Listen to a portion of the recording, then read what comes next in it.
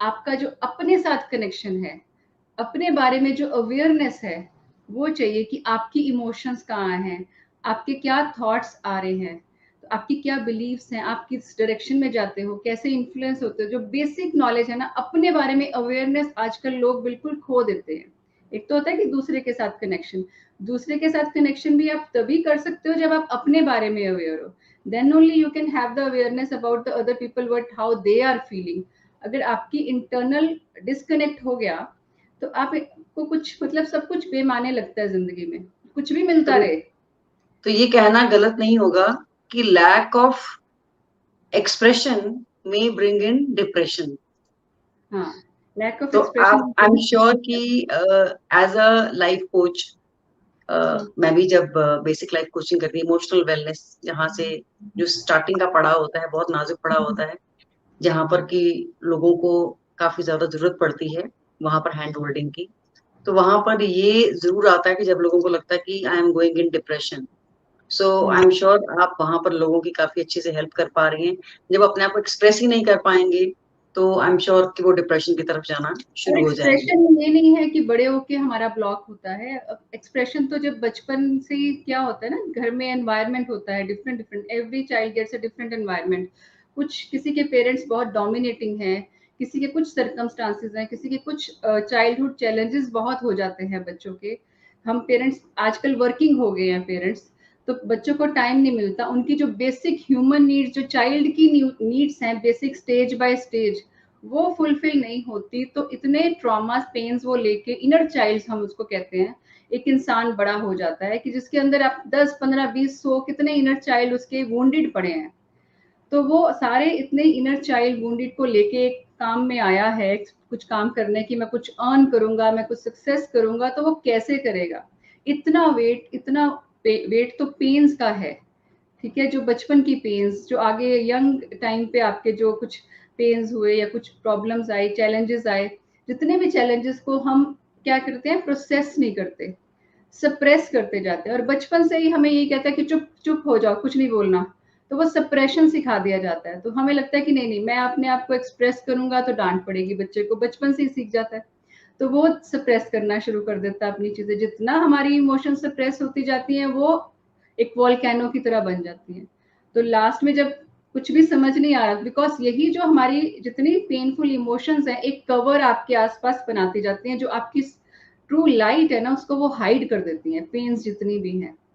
तो जब तक ये रहेगा, तो जब तक आप इतनी पेन से कनेक्टेड हो और आप सोच रहे हो कि मैं सक्सेस अचीव करनी है मुझे बिजनेस में, तो कोई नहीं, मेरी मैं नहीं परवाह कर रहा, इस पेन की मैं परवाह नहीं कर रहा। जो बीतना सब बीत गया, लेकिन अब मैं आगे स्ट्रांग हो गया हूँ। बट इंटरनली जो आपका बिहेवियर आता है, जो आपके ट्रिगर्स आते हैं, एकदम से आप ऑफिस में जरा सी बात हुई एकदम शाउट कर देते हो, तो वो ट्रिगर कहाँ से आया।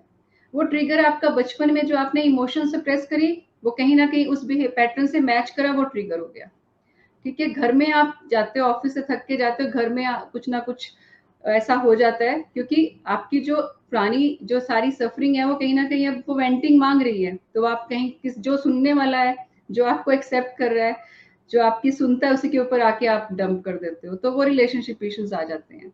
तो जनरली लाइफ, लोग दिखते हैं बाहर से बहुत स्माइल कर रहे हैं, खुश हैं, हम तो अच्छा अर्न कर रहे हैं, अच्छी लाइफ जी रहे हैं, but internally I can just see the pain in the eyes of the people, क्योंकि मुझे, मैं उनसे उस पेन से गुजरी हूँ, तो मुझे वो दिख जाती है आंखों में दर्द। तो वो पेन जो है वो सबके अंदर दबी हुई है, और वो है किस वजह से, क्योंकि वो या तो जॉब से सेटिस्फाइड नहीं है, या उनका इनर चाइल्ड ऐसा रहा है, या उनको पेरेंट्स से लव एंड अफेक्शन नहीं मिला, या कोई ऐसे ब्रेकअप्स हो गए यंग टाइम में जिनका पेन सप्रेस हो गया, या फिर आपके रिलेशनशिप्स टॉक्सिक रहे हैं, वही किसी भी तरह के टॉक्सिक रहे हैं। तो या फाइनेंसिस में आप बचपन से ही कुछ आपने ऐसे स्केर्सिटी देखी है, जो आपकी छोटी छोटी डिजायर्स भी मीट विद नहीं हुई, और आपको बोला गया कि हार्डवर्क से ही पैसा अर्न करोगे। ठीक है, पैसे पेड़ पे नहीं लगते हैं, ये सारे बिलीव्स डंप कर दिए गए। तो ये सब चीजें जब हो जाती हैं, तो इंसान को लो सेल्फ वर्थ लगती है, कि मैं तो कुछ नहीं कर सकता, उसकी अपनी मैं आइडेंटिटी को भूल यहाँ जाता मैं है। आपसे थोड़ी, सॉरी मैं आपको इंटरप्ट करना चाहूंगी। तो क्या जो डिसिप्लिन सिखाया जाता है, अब कैसे पता चलेगा वो फाइन लाइन कि ये बच्चे को डिसिप्लिन किया जा रहा है हम्म। और या फिर ये उसको सप्रेस किया जा रहा है।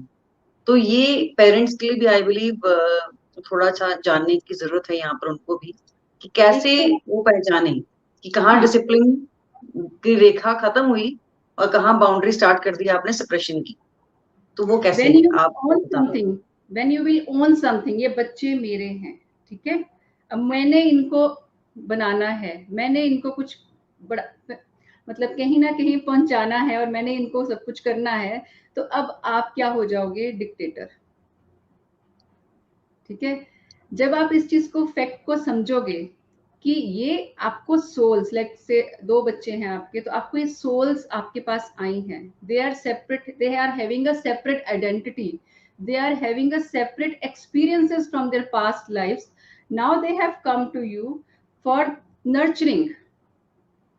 ठीक है, नर्चरिंग मतलब जब तक वो उस लेवल पे नहीं आ जाते कि अपना ध्यान रख पाए, तो आपने उनको नर्चर करना है, उनकी नीड्स को, जो चाइल्डहुड की नीड्स होती हैं, वो ध्यान देनी है कि अभी अब बच्चा ही छोटा है, ये इस चीज को समझ पा रहा है, इसकी ये क्यूरियोसिटी है जो पूछ रहा है बार बार एक ही चीज के बारे में, उसकी नीड है, he is curious to know, सारी अपनी चीजों को जानना चाहता है। और हम बिजी होते हैं काम में, हम कहते हैं चुप कर जाओ, काम करने दो, तो वहां पे उसकी स्प्रेस हो जाती है नीड्स। तो जब आप सोचोगे कि ये 2 सोल्स आई हैं मेरे पास और मुझे इनको नर्चर करना है, इनको अंडरस्टैंड करना है, इनसे दोस्ती करनी है, इनके साथ इनको भी ग्रो करना है और मुझे भी ग्रो करना है, तो आपका परवरिश का स्टाइल टोटली डिफरेंट हो जाएगा।